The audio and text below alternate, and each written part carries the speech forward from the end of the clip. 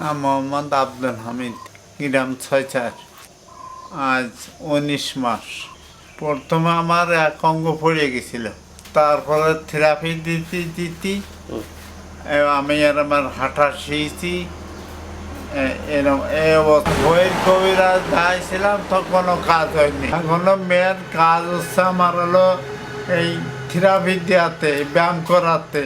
বইয়ের কবিরাজে কয় কি যে আমার এই ওষুধ খাও, এই করো, তা সব ঘি মাখাও, তারপরে রসুন খাও, বহুত কিছু করতে গাই। তখন আমি এরমের ৪ মাস ধরে আমি কবিরাজের ওষুধ খারাপ কিছু হইল না।